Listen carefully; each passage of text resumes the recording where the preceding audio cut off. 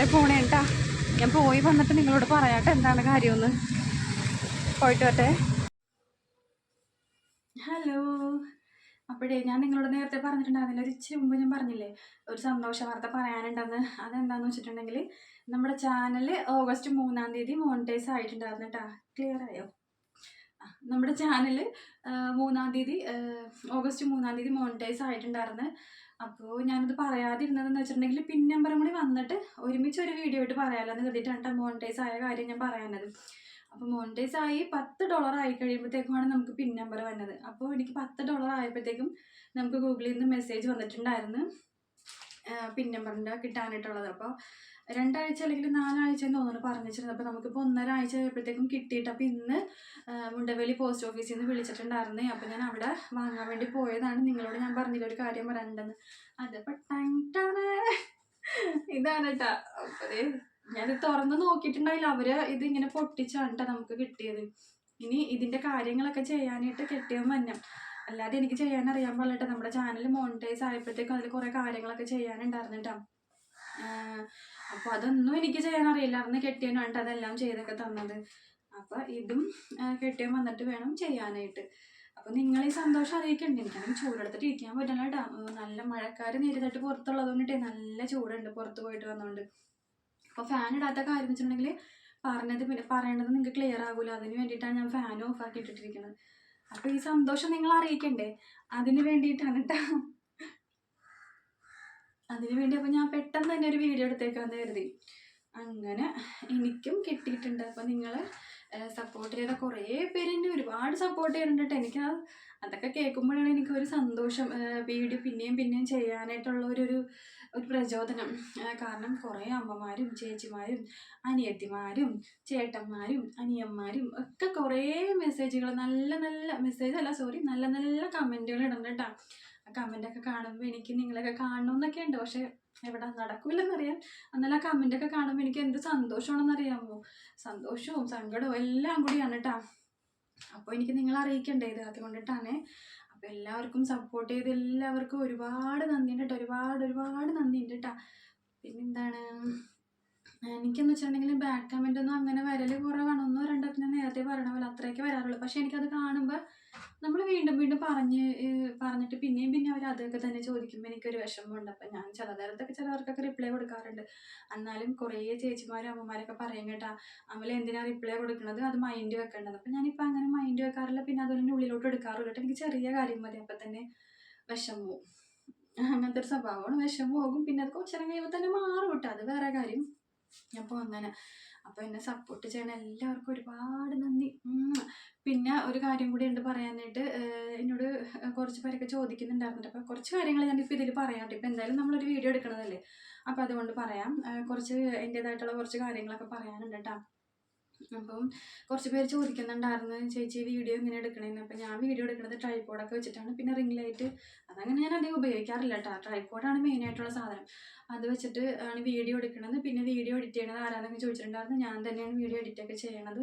പിന്നെ ഫോണിൽ യൂട്യൂബ് സ്റ്റുഡിയോയിൽ പിന്നെ കുറേ സെറ്റിങ്സും കാര്യങ്ങളൊക്കെ ഉണ്ട്. അതൊന്നും എനിക്ക് ചെയ്യാൻ അറിയാൻ പാടില്ല കേട്ടോ. അതൊക്കെ എല്ലാം കെട്ടിയത് തന്നെയാണ് എനിക്ക് ഈ ചാനൽ തുടങ്ങിയപ്പോൾ എല്ലാം ചെയ്തൊക്കെ തന്നത് കേട്ടോ. ഞാൻ വീഡിയോ എടുക്കും, എഡിറ്റ് ചെയ്യും, വോയിസ് കൊടുക്കും, അതൊക്കെ എല്ലാം എനിക്കറിയാം. ബാക്കി വേറെ എന്ത് ചോദിച്ചാലും എനിക്കറിയാൻ പാടില്ല കേട്ടോ. ഇനിയിപ്പോൾ മോണിറ്റൈസ് ആയെന്ന് പറയുമ്പോഴത്തേക്കും പിൻ നമ്പറൊക്കെ വന്നെന്ന് പറയുമ്പോഴത്തേക്കും കുറേ കാര്യങ്ങളൊക്കെ ചിലപ്പോൾ കുറേ സംശയങ്ങളൊക്കെ ചോദിക്കുമായിരിക്കും. എനിക്കതൊന്നും പറഞ്ഞുതരാൻ അറിയില്ല കേട്ടോ. എനിക്കറിയാവുന്നതാണെങ്കിൽ ഞാൻ പറഞ്ഞുതരാം. പിന്നെ ചോദിക്കും, നിങ്ങൾക്ക് അറിയാം വല്ലതും ചോദിക്കാനുണ്ടെങ്കിലൊക്കെ ചോദിക്കും. ഞാൻ ഹസ്ബൻഡിനോടൊക്കെ ചോദിച്ചിട്ട് റിപ്ലൈ ഒക്കെ തരാം കേട്ടോ. പിന്നെ കുറച്ച് പേര് ചോദിക്കുന്നുണ്ടായിരുന്നു വീഡിയോ എവിടെയാണെന്ന് ചോദിക്കുന്നുണ്ടായിരുന്നുണ്ട്. അപ്പോൾ ഇതൊക്കെ ഞാനിപ്പോൾ ഈ ഒരു ഇതിൽ പറയണത് വേറെ വീഡിയോ ആയിട്ട് എടുക്കണ്ടല്ലോ എന്ന് കരുതിയിട്ടാണ് കേട്ടോ. ഒറ്റ വീഡിയോയിൽ തന്നെ ഇതൊക്കെ പറയണത്. അപ്പോൾ വീട് എവിടെയാണെന്ന് ചോദിക്കുന്നുണ്ടായിരുന്നു, ഹസ്ബൻഡിൻ്റെ വീട് എവിടെയെന്ന് ചോദിക്കുന്നുണ്ടായിരുന്നു, എൻ്റെ വീട് എവിടെയെന്ന് ചോദിക്കുന്നുണ്ടായിരുന്നു. എനിക്കൊരു വീടെന്ന് പറയുന്ന സാധനം ഇല്ല. കാരണം എനിക്ക് 10ാം ക്ലാസ്സിലുള്ളപ്പോൾ ഞങ്ങളുടെ വീട് വിറ്റ് പോയതാണ് കേട്ടോ. ഒരു 3 വീടെങ്കിലും വിറ്റിട്ടുണ്ടാവും എൻ്റെ ഓർമ്മയിൽ. 3 വീടെങ്കിലും വിറ്റ് ആദ്യം സൗദിയിലായിരുന്നു. പിന്നെ CMSൽ പോയി വീടെടുത്ത് CMSൽ തന്നെ 2 വീടെടുത്ത്. എൻ്റെ ഓർമ്മയിൽ CMS 2 വീടുണ്ടായിരുന്നു ഞങ്ങൾക്ക് സ്വന്തം വീടായിട്ട്. ഒരെണ്ണം വിറ്റിട്ട് പിന്നെ ഒരെണ്ണം എടുത്ത്. അത് കടപ്പുറം സൈഡായിരുന്നു, കല്ലിൻ്റെ തൊട്ടരികത്തായിരുന്നേ. നല്ല വീടായിരുന്നു കേട്ടോ. അതൊക്കെ എല്ലാം വിറ്റ് പോയി. പിന്നെ പെങ്ങാമാർ, എൻ്റെ അപ്പനൊക്കെ 5 മക്കളാണ് അവർ. പെങ്ങാമാർ 3 പെങ്ങാമാരും 2 അനിയന്മാരുമാണ് കേട്ടോ. അപ്പോൾ 5 പേരുണ്ടായിരുന്നു. അപ്പോൾ ഓരോരുത്തർക്ക് അവകാശമൊക്കെ കൊടുക്കാനായിട്ട് അത് പിന്നെ വിറ്റ് നിസ്സാരപ്പെട്ട വിലയ്ക്കാണ് അതൊക്കെ വിറ്റ് പോയിട്ട്. അപ്പം നമുക്ക് ഇതുവരെയായിട്ടും വീടായിട്ടില്ല. അത് കഴിഞ്ഞ് പിന്നെ നമ്മൾ പണയത്തിന് താമസിച്ചിട്ട് പിന്നെ എൻ്റെ കല്യാണം ആയപ്പോഴത്തേക്കും പണയം മാറി, പിന്നെ വാടകയായി, പിന്നെ ഇതുവരെ ഇപ്പം വാടക ഉണ്ടാ. പിന്നെ കുറച്ച് പേര് ചോദിക്കും. അപ്പം ഞങ്ങൾ ഇപ്പം ഞാൻ താമസിക്കണില്ലേ, എൻ്റെ ഹസ്ബൻഡിനായിട്ട് താമസിക്കണില്ലേ, നമുക്കും വീടില്ല കേട്ടോ, നമ്മൾ വാടകയ്ക്കാണ് താമസിക്കുന്നത്. കുറേ പേര് ചോദിക്കുന്നുണ്ട്. അപ്പം ഞങ്ങൾ ബീച്ച് റോഡാണ് ഇപ്പം താമസിക്കണത്. ഇപ്പം 2 വർഷം ആകാൻ പോണേ ഉള്ളൂ ഇവിടെ താമസിച്ചിട്ട്. ഞങ്ങൾ വർഷങ്ങളായിട്ട് മുണ്ടൻവേലി തന്നെ ആയിട്ട് താമസിച്ചുകൊണ്ടെന്ന് വെച്ചത്. മുണ്ടൻവേലിയിലാണ് എൻ്റെ ഇടവക പള്ളി, മുണ്ടൻവേലിയാണ്. എൻ്റെ പള്ളി മാനാശ്ശേരിയാണ് കേട്ടോ, എൻ്റെ സ്വന്തം ഇടവക മാനാശ്ശേരി പള്ളിയാണ് കേട്ടോ. ഹസ്ബൻഡിൻ്റെ ഇടവക മുണ്ടൻവേലിയാണ്. അപ്പോൾ നമ്മൾ പിള്ളേരൊക്കെ കാറ്റഗിസമൊക്കെ പഠിക്കണത്, മൂത്താൾ കാറ്റഗിസമൊക്കെ പഠിക്കണത് അവിടെയാണ്. നമ്മൾ അതുകൊണ്ടും ഇവിടെ നിന്നുണ്ടെങ്കിലും നമ്മൾ പള്ളിയിലൊക്കെ പോകുന്നത് മുണ്ടൻവേലി തന്നെയാണ്. നമ്മുടെ കാര്യങ്ങളൊക്കെ എല്ലാം അവിടെയാണ്. അപ്പോൾ അതുകൊണ്ടിട്ടാണ് ഇപ്പോൾ ഈ പിൻ നമ്പർ വാങ്ങാൻ പോലും നമുക്ക് അവിടെ പോകേണ്ടി വന്നത്. നമ്മുടെ അഡ്രസ്സൊക്കെ എല്ലാം അവിടെയാണല്ലോ. പിന്നെ എൻ്റെ ആൾക്കാരൊക്കെ എല്ലാവരും അവിടെ തന്നെയാണ് കേട്ടോ, മാനാശ്ശേരി. എൻ്റെ അമ്മയൊക്കെ 7 മക്കളാണ്. അവരൊക്കെ എല്ലാവരും അവിടെയൊക്കെ തന്നെയുള്ള ആൾക്കാരാണ്. പിന്നെ ഒരാൾ മാത്രമുള്ള കുമ്പളങ്ങിയിൽ ദൂരത്തായിട്ടുള്ളത്. അപ്പോൾ എല്ലാവരും മാനാശ്ശേരി, മുണ്ടൻവേലി ആ ഒരു ഭാഗത്താണ് എല്ലാവരും തന്നെ ഉള്ളത്. അപ്പോൾ നമ്മൾ അവിടെ താമസിച്ചുകൊണ്ട് നമ്മുടെ അഡ്രസ്സ് എല്ലാം അവിടെയാണ്. അപ്പോൾ നമുക്ക് എന്തെങ്കിലും പോസ്റ്റ് വഴിയൊക്കെ വരുമ്പോഴത്തേക്കും അവിടെ തന്നെ പോയി വാങ്ങണം. അപ്പോൾ ഇങ്ങോട്ട് വന്നിട്ട് ഇപ്പോൾ 2 വർഷം ആയിട്ടുള്ളൂ. അപ്പോൾ എല്ലാവരും ചോദിക്കുമ്പോൾ ഞാൻ ബീച്ച് റോഡെന്ന് പറയണ കാര്യം അതുകൊണ്ടിട്ടാണ്. അപ്പം നമുക്കും വീടില്ല കേട്ടോ, ഹസ്ബൻഡിനും വീടില്ല. അപ്പം നമ്മൾ വാടകയ്ക്കാണ് താമസിക്കണത്. ഈ വീട്ടിൽ വാടകയ്ക്കാണ്ട്. അപ്പോൾ ഇത് വാടക വീടാണ് കേട്ടോ. അപ്പോൾ കുറേ പേര് ചോദിക്കുന്നുണ്ടായിരുന്നു, ചേച്ചി സ്വന്തം വീടാണോ എന്നൊക്കെ ചോദിക്കുന്നുണ്ടായിരുന്നു. ഇത് വാടക വീടാണ്. അപ്പോൾ അപ്പനൊക്കെ ആങ്ങളയുണ്ട്. അപ്പോൾ ആങ്ങള കല്യാണം കഴിച്ചിട്ട് ആങ്ങളുടെ ഭാര്യയുടെ വീട്ടിലുണ്ട്. അപ്പോൾ അമ്മ പുറത്ത് പോയില്ല. അമ്മ ചോദിക്കുന്നുണ്ട്, അമ്മയുണ്ട്, അമ്മ കുവൈറ്റിലാണ്, ഞാൻ പറഞ്ഞില്ലേ, അമ്മ അവിടെ ജോലിക്ക് പോയേക്കണേണ്. അപ്പോൾ അപ്പം തനിച്ചല്ലേ ഉള്ളൂ. അപ്പോൾ ഇപ്പം അപ്പനെ ഒറ്റക്കാകുമ്പോഴത്തേക്കും വാടക അവിടെ ഒരു 8,000 7,500 വാടകയൊക്കെ കൊടുക്കണ്ടല്ലോ എന്ന് കരുതിയിട്ടാണ് ഞങ്ങളുടെ കൂടെ കൂട്ടിയത് കേട്ടോ. അപ്പനും ഞാനും എൻ്റെ ഹസ്ബൻഡും 2 മക്കളും കൂടിയാണ് ഞങ്ങൾ ഈ വീട്ടിലുള്ളത്. അമ്മ പുറത്താണ്. പിന്നെ അതുപോലെ തന്നെ ഹസ്ബൻഡിന് അപ്പനോ അമ്മയൊന്നും ഇല്ല കേട്ടോ. അപ്പനോ അമ്മയോ പെങ്ങളോ പെങ്ങളോ ചേട്ടന്മാരോ ആരും ഇല്ല കേട്ടോ. അയാൾ മാത്രമേ ഉള്ളൂ. അപ്പോൾ കുറേ പേരൊക്കെ കുറേ സംശയങ്ങളുണ്ടായി. അപ്പോൾ ഇനിയും ചോദിക്കരുത്. അതുകൊണ്ടിട്ടാണ് ഞാൻ ഒറ്റ പ്രാവശ്യം ഈ വീഡിയോയിൽ പറയണത് കേട്ടോ. പിന്നെ ഇനി എന്താണ് ചോദിക്കുക. അപ്പോൾ ഇവിടെ ഉള്ളത് ആരുടെ അപ്പനാണെന്ന് ചോദിക്കുന്നുണ്ടായിരുന്നു. ഇവിടെ ഉള്ളത് എൻ്റെ അപ്പൻ, എൻ്റെ സ്വന്തം അപ്പൻ, എൻ്റെ അപ്പനാണ് കേട്ടോ ഇവിടെ ഉള്ളത്. എൻ്റെ കൂടെ ഉള്ളത് എൻ്റെ അപ്പനാണ് കേട്ടോ. പിന്നെ എനിക്കൊരു ആങ്ങളുണ്ട്. ആങ്ങളുടെ പേര് അഖിലെന്നാണ്. ആങ്ങളുടെ ഭാര്യയുടെ പേര് ധന്യ എന്നാണ്. അവർക്ക് 2 മക്കളുണ്ട്, ഒരു ആൺകുട്ടിയും ഒരു പെൺകുഞ്ഞും. അതിനിപ്പോൾ ഇളയതിനിപ്പോൾ ഒരു 6 മാസമായിട്ടുള്ളൂ. പിന്നെ എന്താണ് പറയാന്ന് വെച്ചിട്ടുണ്ടെങ്കിൽ, അപ്പോൾ എന്നെപ്പറ്റി ഇപ്പോൾ ഏകദേശമൊക്കെ അറിഞ്ഞിട്ടുണ്ടാവില്ല.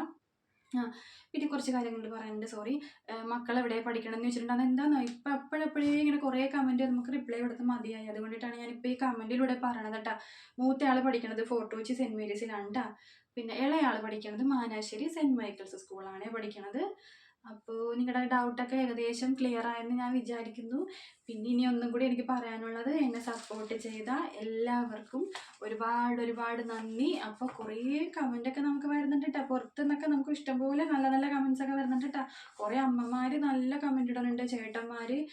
അങ്ങനെ പേരെടുത്ത് പറയാനായിട്ട് ഇപ്പോൾ ഒരാളെ പറഞ്ഞാൽ ഒരാൾക്ക് വിഷമമാകും. എനിക്ക് എല്ലാവരുടെയും പേര് മനസ്സിലുണ്ട് കേട്ടോ. നമുക്ക് സ്ഥിരം കമൻറ്റ് ഇടുന്ന ആൾക്കാരുടെ പേരൊക്കെ നമുക്ക് അവരുടെ കമൻറ്റ് വരുമ്പോഴത്തേക്കും നമുക്ക് അറിയാൻ പറ്റില്ല. അങ്ങനെ കുറേ പേരിൻ്റെ കേട്ടോ, പേരെടുത്ത് പറയാനില്ല, അതിന് മാത്രം പേരുണ്ട് സ്ഥിരമായിട്ട് കമൻറ്റ് ഇടുന്ന ആൾക്കാർ. അപ്പോൾ അവർക്കൊക്കെ ഒരുപാട് നന്ദി പറയണ്ട കേട്ടോ. എനിക്ക് സത്യം പറഞ്ഞാൽ വിഷമം. അപ്പോൾ അത്ര ഉള്ളു കേട്ടോ.